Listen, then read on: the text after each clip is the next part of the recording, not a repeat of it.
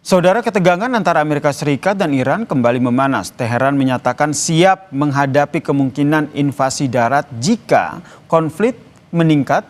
Namun di sisi lain Donald Trump justru menilai langkah tersebut sebagai sesuatu yang buang-buang waktu. Lalu seberapa besar kekuatan amunisi darat bagi kedua negara dan seberapa buruk kemungkinan invasi darat ini akan terjadi? Kita bahas bersama dengan dosen ilmu politik Universitas Udayana, Evata Filomeno Borromeo Duarte. Selamat petang, Mas Fata.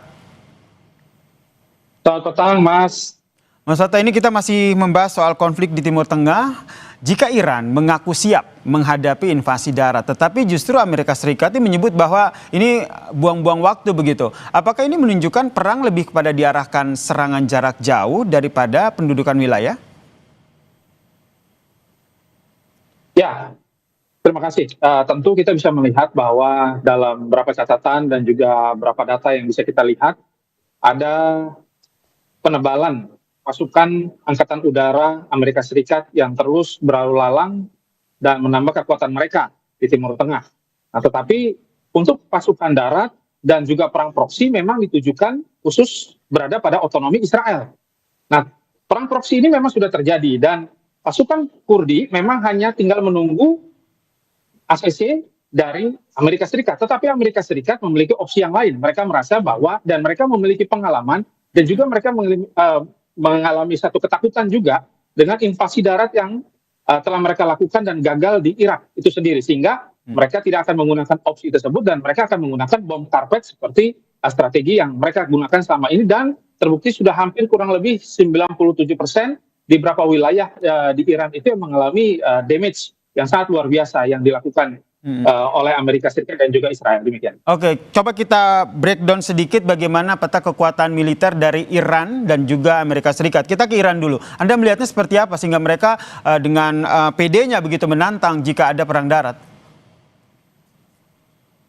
Ya, kita bisa melihat bahwa Iran sendiri sebenarnya sudah mempersiapkan ini cukup lama. Ketika perang 12 hari, mereka sudah mempelajari strategi yang dilakukan oleh Amerika Serikat dan juga Israel.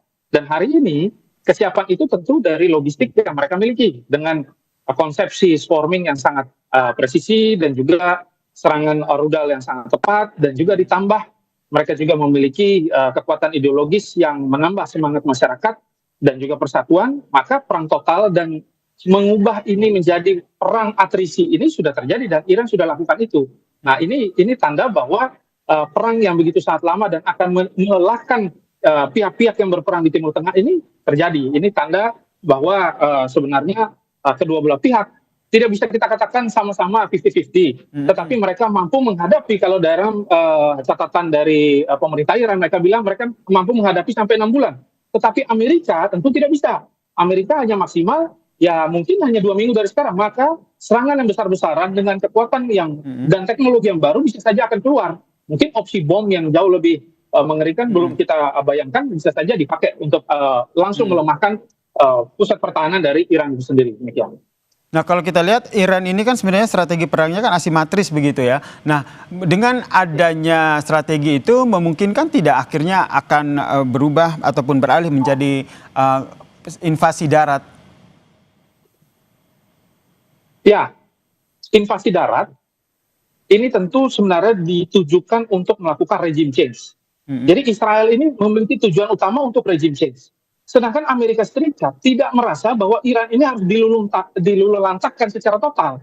Mereka merasa membangun Iran dari nol adalah satu kesalahan, kalkulasi bisnis yang salah.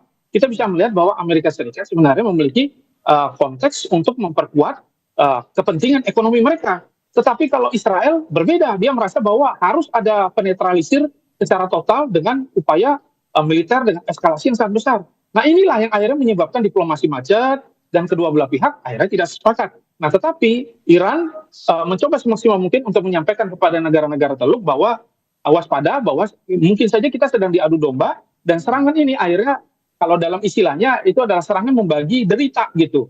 Jadi Iran menembakkan kadang-kadang di beberapa titik, kadang-kadang bisa juga menyasar pada titik-titik yang tidak semestinya, itu untuk menyadarkan bahwa semua pihak harus segera menghentikan perang ini karena Iran berada pada posisi sendirian saat ini. Oke, tapi kalau Anda membaca strategi yang nantinya akan dilakukan oleh Amerika Serikat sendiri seperti apa? Ya, tentu strategi yang akan dilakukan Amerika Serikat masih dengan upaya memotong dan juga memangkas titik-titik ekonomi. Kalau misalkan ada nanti serangan darat yang dilakukan, tidak mungkin kota yang diruntuhkan atau mereka melakukan serangan urban. Mereka akan menahan di beberapa wilayah yang memang di sana ada suplai logistik minyak. Hmm. Ini adalah strategi cukur alis, ya, itu biasanya disebut dengan strategi cukur alis daripada bunuh orang. Nah, mereka merasa bahwa cukur alis ini jauh lebih efektif. Nah, kita bisa melihat bahwa sebenarnya ada upaya-upaya untuk mengurangi biaya perang yang sudah sangat-sangat besar dikeluarkan oleh Amerika, tidak seimbang dengan apa yang dikeluarkan oleh Iran. Meskipun korban jiwa sudah menyentuh angka 1.300 jiwa gitu dari Iran. Nah, kita bisa melihat bahwa ini tanda bahwa sebenarnya kedua belah pihak bisa saja tidak bisa melanjutkan perang dengan sangat lama dan mulai melanjutkan pada fokus-fokus politik yang lainnya.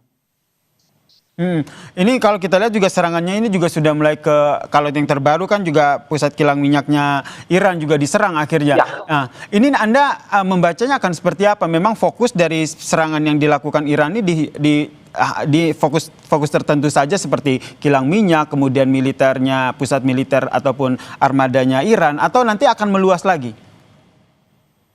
Ya, pertama kita harus lihat timelinenya dulu. Serangan pertama dalam Epic Fury ya dan juga Lion Roar itu kita bisa melihat bahwa serangan utamanya memang untuk mencabut ya pemerintahan yang sedang berdaulat gitu dengan cara memotong Ali Khamenei. Dan dalam perjalanannya saat ini mereka menyerang logistik-logistik, menyerang PLN, ya mereka menyerang pusat-pusat listrik, mereka menyerang logistik, bahkan mereka menyerang nanti ketika PLN itu rusak, otomatis nanti ke depannya suplai terhadap kesehatan dan lain sebagainya akan terganggu.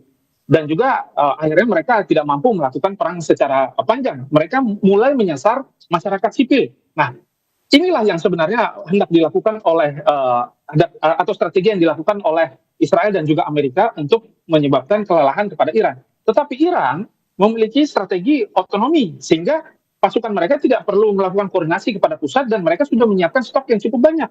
Dan stok-stok ini akan terus ditembakkan sampai akhirnya nanti ke depannya bisa saja negara-negara adidaya seperti Cina dan juga Rusia. Kita bisa lihat bahwa Rusia sekarang sudah mensuplai titik-titik intelijen ya. Mereka menyampaikan bahwa mereka siap menyampaikan di mana saja pusat-pusat pangkalan-pangkalan yang rahasia itu. Dan juga Cina akhirnya dengan diplomasi yang mulai tidak netral lagi dan mereka siap untuk memberikan suku cadang dan juga senjata-senjata baru yang nanti akan digunakan oleh Iran dalam perang ini. Kita bisa melihat bahwa ini akan menjadi kompleks. Sudah 21 negara ikut serta dalam kondisi yang cukup buruk ini. Bisa saja ini melebar semakin kompleks ya. Baik, kita nantikan eskalasinya seperti apa. Yang jelas harapan kita berdamai ya, termasuk Mas Fatah. Ini perang segera berakhir ya, sehingga dampaknya tidak meluas ke global. Terima kasih Mas Fatah telah berbagi perspektifnya di Kompas Petang. Salam sehat. Salam sehat, terima kasih Mas. Usai jeda saudara, Kompas Petang akan hadir dengan informasi